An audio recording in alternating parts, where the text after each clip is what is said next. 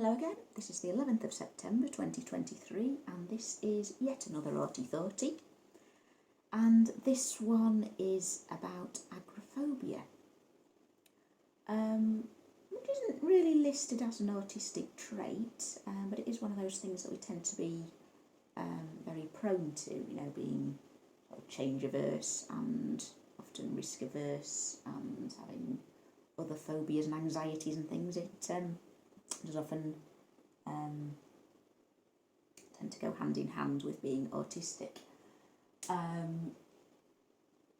Agoraphobia in itself very rarely exists individually.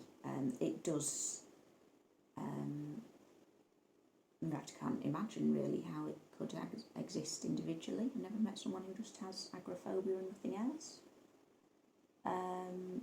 It does tend to come as part of an anxiety disorder or depression, or part of being obsessive compulsive, or a part of a wider mental health issue. It is generally defined as fear of leaving your house, fear of going outside.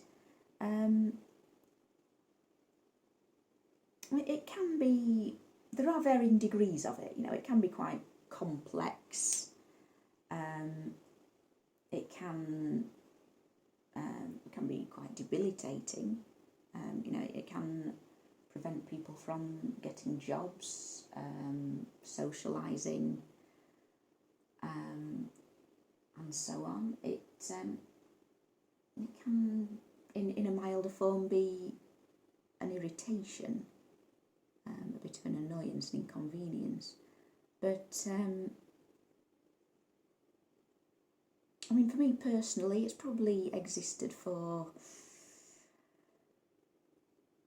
certainly all my adult life, my teens, probably since childhood. It has been up and down. There have been peaks and troughs. And, looking back over the story of my life, things I've done or wanted to do. Yes, you're not agoraphobic, are you, kitten? Here's Rolly, look. He's just been outside, he's all wet from the rain, aren't you? Little wet cat. Anyway, he's 6 months old now, still a kitten. So I can't really tell you how it began. It's something that gradually crept up on me over many years.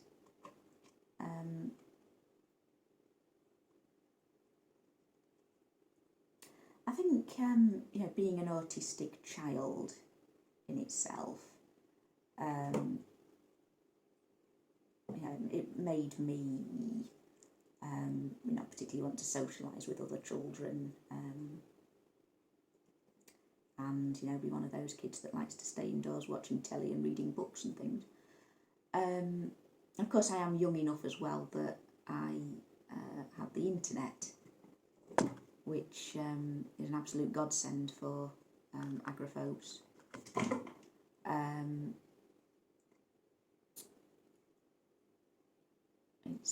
I think the image of people who stay in a lot is still very stuck in the 20th century. Of course, with the internet, you can communicate with people all over the world. You can watch shows. You can research all sorts of things. You can have a very rich, varied source of inputs, and things I've done on the internet, I've learnt another language. I learnt Welsh, on the internet. I studied my family tree. I've got my family tree back over 1,000 years just using the internet. As I say, I've got friends to stay in touch with all over the world. you know, every day I learn new things. I read the news, I read sort of articles about history and philosophy and all sorts of different subjects that, you know, are not necessarily available locally. And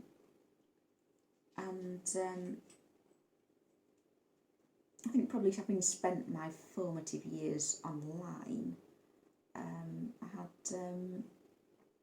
you know, probably a more interesting time than my classmates that spent them sat in the park with whatever friends happened to live on their street.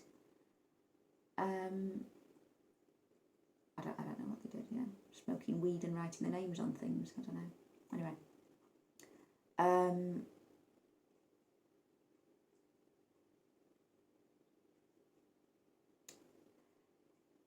Yeah, so how did I spend my time as a child? Yeah, online, reading books, watching telly, that kind of thing. And the thing is that if you feel the need to stay indoors, you find ways of amusing yourself.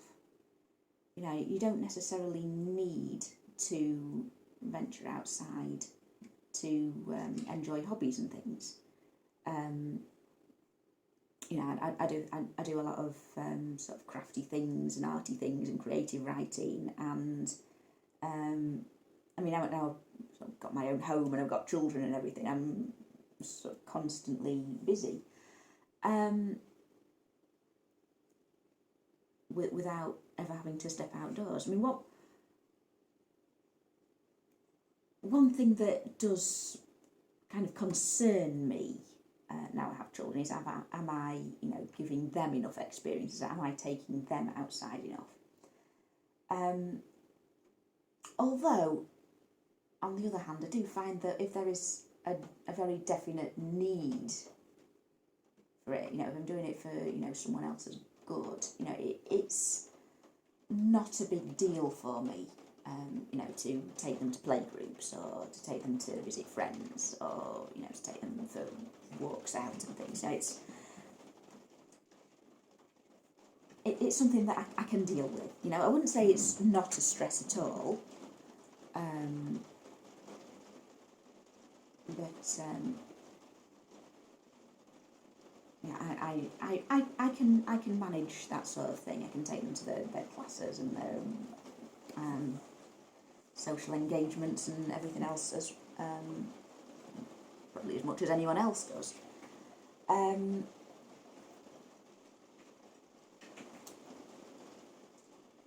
find that you know, places I've been before, places I visit regularly, aren't so much of a problem.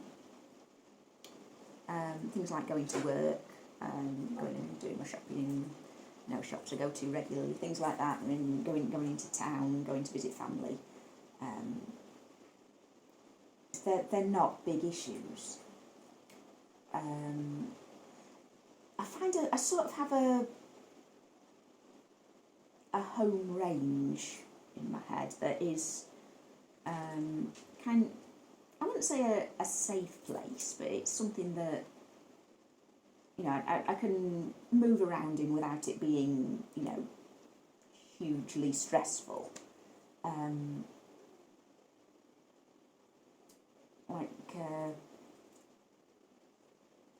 The route to my dad's house. My dad lives about 70 miles away. He lives in Burnley, right on the other side of the country. And I don't have a major issue with visiting Burnley because, you know, I lived there when I was small. I've been going backwards and forwards down the M62 all my life. It's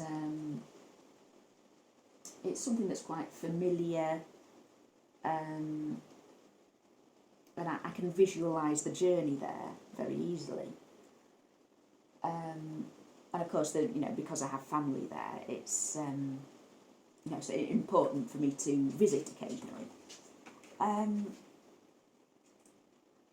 what I find strange whenever I'm in a strange place, whenever I've been in another town or something that, you know, it looks in some way like Burnley. You know, it's got sort of, you know, very big, solid Victorian buildings, and it's very hilly and, you know, things. sort of had this issue in Barnsley and Bradford. I get, I part of my I know where I am obviously, but part of my head just seems to think I'm in Burnley, and I find myself looking out for familiar buildings and, you know, streets that aren't there, and I find them, you know, I'm kind of clicking backwards and forwards in my head, you know, I have to keep reminding myself where I am, because part of me sort of wants to be somewhere familiar, you know.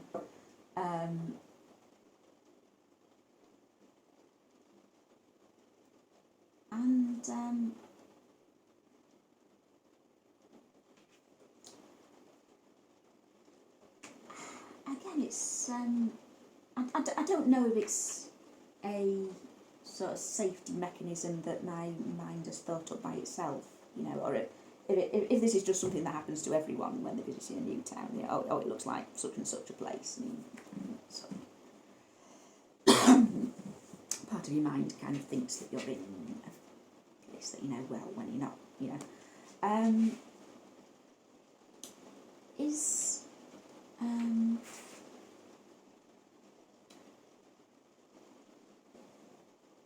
What is the actual worry that I have about going outside? I mean, I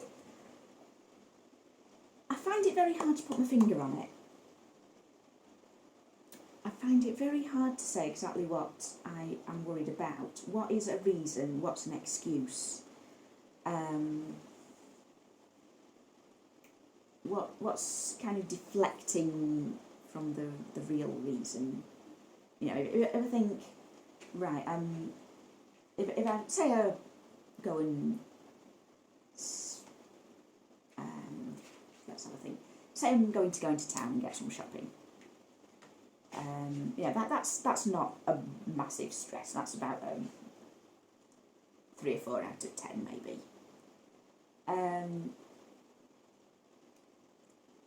Yeah, I might be worrying about where am I going to park the car? What if I can't find a parking space? What if I overstay my parking? What if my car breaks down? You know, what if I'm stuck there? You know, what if you know, I get mugged? What if there's some sort of drama going on in town that I get caught up in?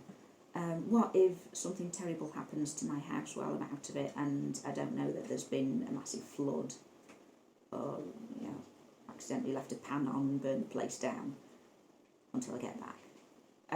You know, and these things will all be going through my head, and yes, I know that it's ridiculous. I know that these things are, you know, very unlikely to happen. And I mean, even the things that are perhaps more likely to happen, like overstaying our parking and you know, somehow getting stuck there, are you know, they're things that are easily dealt with. You know, oh, what if I lose my purse while I'm out? What if I drop my phone somewhere? I know that these are, you know, low risk and you know, not the end of the world, but you know, it's stress. It's stress, and I don't know if it's thinking these things that make me feel stressed, or because I'm trying to justify the fact that I just feel stressed for no reason. You know, I have to try and think up some kind of excuse for the way I'm feeling. It's very hard to work out what's the cause and what's the effect. And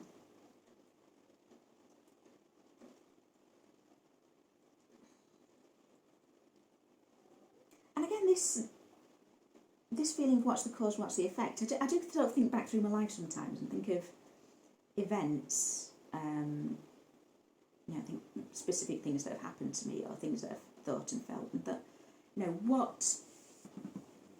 was this actually just the agoraphobia talking? I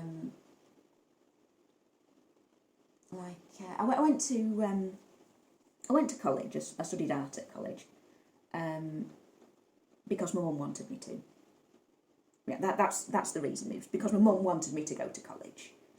That's why I can say that now. I can just say, yeah, I did it for my mum. And I sort of wanted to be an illustrator at one point. I think that was more because I had to think of something that I could do with this qualification I've been studying for. The thing was, I put my foot down when it came to university. You know, there was no way I was ever going to university. There was nothing about it that appealed to me. And it's one of those things, you know, I could think of 101 reasons why I didn't go, but ultimately it was because there was just nothing there for me. You know, there was no reason that I would want to go. And I don't know how much that was the agoraphobia, you know. Was it just that the idea of having to go and live in another city was anathema to me?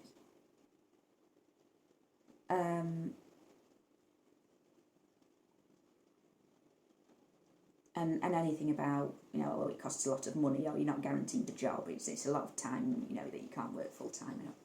Were they sort of justifications just for the horror of having to go and live somewhere else? And I remember, you know, all my classmates at college were sort of getting really excited about the whole university thing. So, oh, where are you going? Oh, I'm going to Manchester. Oh, wow, that's great. I'm going to Newcastle. Oh, I'll come and see you there. Oh, yeah, I'm going there as well. Let's get a house together. You know, and I just couldn't get into that mindset. I really didn't understand it. You know, how can you be so happy about something that is just so utterly terrifying? You know,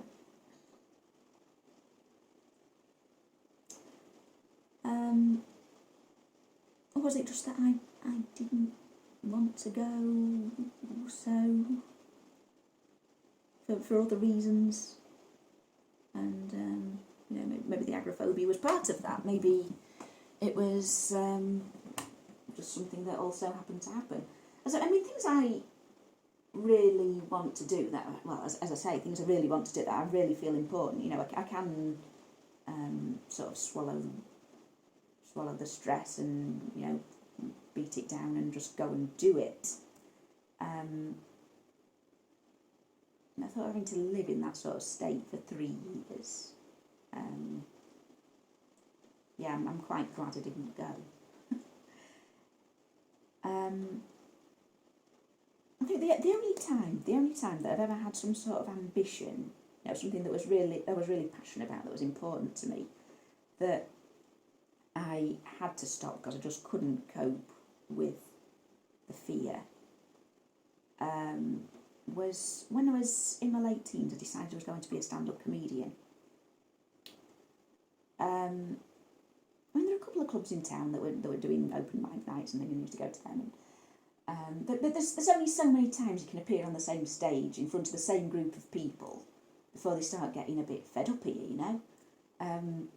Whether you're any good or not, it's you have to move, and there's just no way of doing it without spending a lot of time in London, without going to the Edinburgh Fringe regularly, without, you know, visiting another city briefly.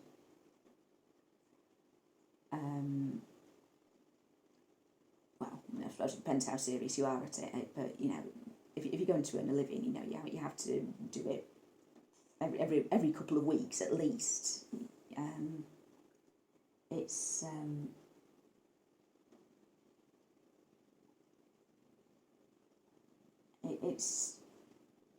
It's not something you can do from home, and I ended up just chickening out because I could not live like that, you know. I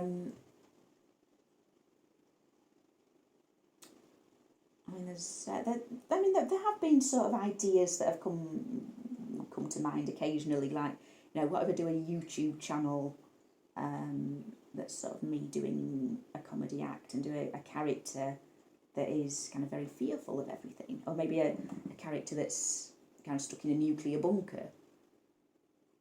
Or, you know, maybe there's some sort of ambiguity. Are they stuck in a nuclear bunker, or do they just sort of think they're like a conspiracy theorist who thinks that something terrible is happening outside.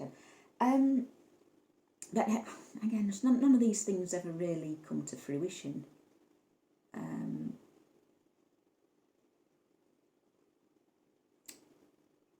It's I don't know. I do often wonder, how would my life have gone if I could have kept up the stand-up comedy.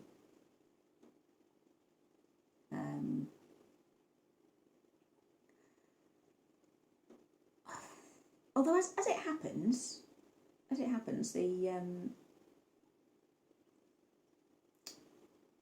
life I live now kind of came about because of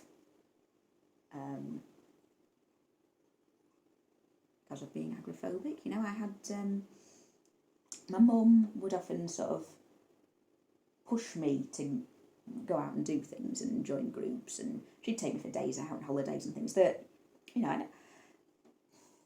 it's hard to say whether I actually enjoyed this or not. I suppose, with hindsight, I in some ways thank her for it because, I had experiences and learned things that I probably couldn't have done sat at home. I saw a lot of life, but at the same time, because I was sort of being pressured into it, because she sort of told me off for being boring and lazy and not doing anything until I sort of gave in and let her drag me along to these things. It didn't make me feel positive about going out. Certainly didn't make me an agoraphiliac. Is that what you call someone who's not an agoraphiliac? I don't know. I don't know if there is a word for it, really. I suppose we just call them normal people. Normal people. Outies. Anyway. Yeah, so I think short term, yes, it served the purpose of enriching my life in terms of giving me things to do.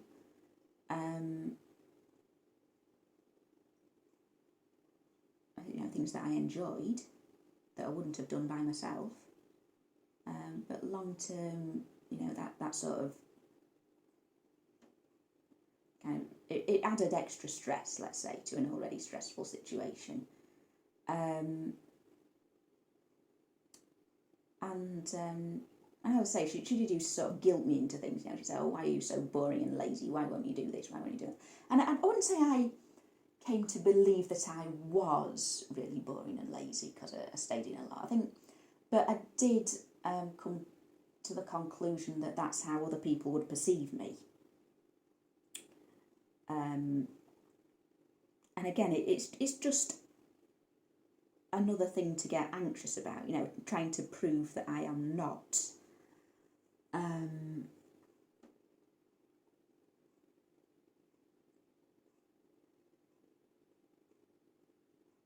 Yeah, so where was it? Yeah, one of the things that she taught me into doing was going along to a kind of meeting of political activists. And I mean that was something that became a really big part of my life. I mean, this is when I was, how old was I? I was about 22, I think, when I first went along to a meeting. It was something about climate change. And went along and listened to this talk about, my mum took me, actually, that first time. Mum took me along to this talk about climate change that I found very interesting. And I sort of signed some petitions and things and signed up to a newsletter, and I start getting these emails about, oh, come along to this talk, come to this demo, come to this, that and the other, and I sort of found myself going along to anti-racist things and going on, the sort of counter demos against, the anti-abortionists. Whenever the anti-abortionists were stood outside the abortion clinic, a little group of us would go and sort of escort women past them and things. And yeah, we got involved with all sorts of fantastic stuff. You know, there was a group that set up a cafe made entirely out of recycled food. Well, I mean, the cafe wasn't made of recycled food, it was in a building. But yeah, everything in the cafe was made of recycled food, everything they served. And that was really good. And I went on a demo once. It was against the public sector cuts.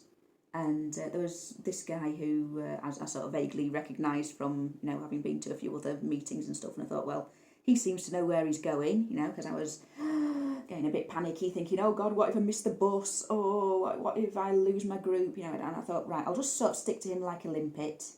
I'll follow that guy everywhere. And yeah, that's my husband. Yeah, we got chatting. I found out he was the nicest person I've ever met. And yes, we got married. We had 2 children. We've been together about, how long now? Oh, 8 years. That was 8 years ago. And that was how I met my husband, through getting a bit panicky when out one day. Yes, that's how I sort of met a lot of people. Are still so. I mean, it all sort of went off the boil during lockdown. I mean, lockdown was a very strange experience because, you know, I actually remember, first of all, when I heard all the shops and everything were going to close down, I started feeling like, you know, oh, fantastic! I've got an excuse. I don't have to push myself anymore. I don't have to challenge myself to go out and socialise. I go out to attractions and things. I've got an excuse to just please myself for a while. Just live between work and home. Hooray! But yeah, as time went on, and it was interesting actually seeing who took it really seriously and who was really stressed out by it and who just saw it as a bit of an inconvenience and who completely ignored it altogether and just did what they wanted. It wasn't always the people I'd expect. Anyway, that's another story. But yes, again, it was the long-term effect was different from the short-term effect because spending all that time just living between work and home, it made it a really big thing when it was finally time to go out shopping or time to go and visit relatives or, you know, time to take my kids to the park and things. It was a major event.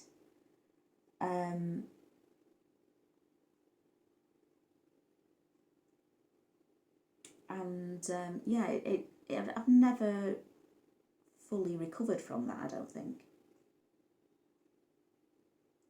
You know, everything is still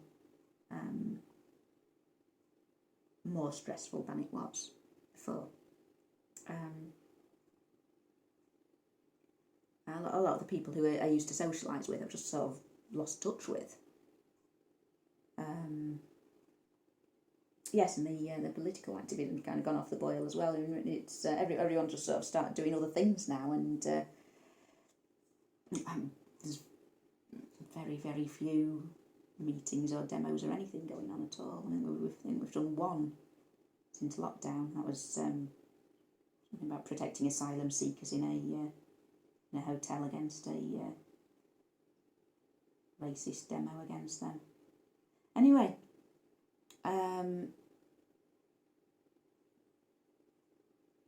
yes, I have. I think I've run out of agoraphobic anecdotes.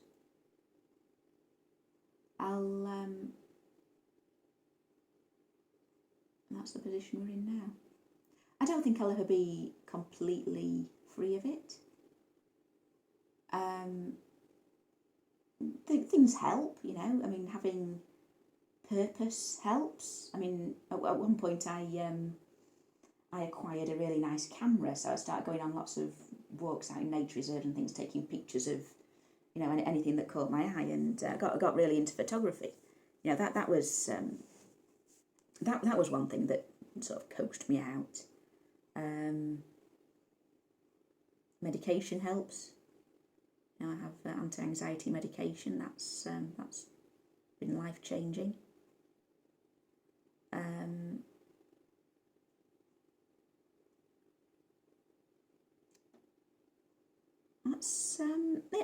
It does just have peaks and troughs, you know, that you can't always predict. It's I think as with all mental illnesses, it's extremely subjective. There's very little that you can say for sure.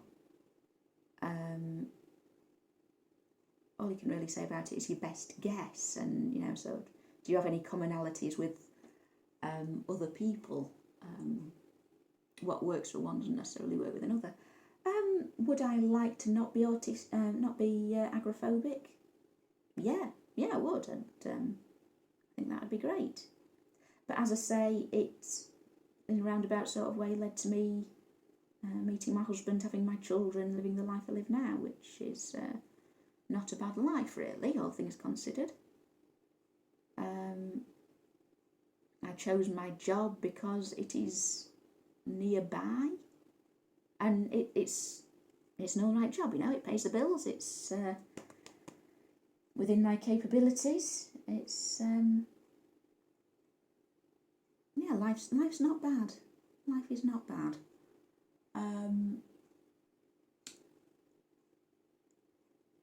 But yeah, it can, if you don't happen to get lucky, it can be sort of very, very isolating, and you know, that you know, sort of end up in a spiral of unemployment and depression and poverty and everything that comes with that. But yeah, I think agoraphobia in itself is not necessarily an absolute death sentence. There is life on the inside.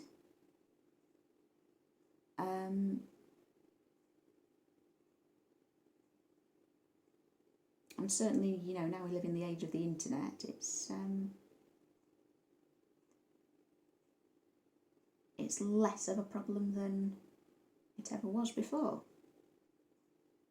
And of course, there have always been agoraphobics. We just didn't see them because they're inside. Anyway, I've been talking about this for half an hour, so that's the end. Comment me if you have any thoughts you'd like to share, as always, and I will see you in the next one.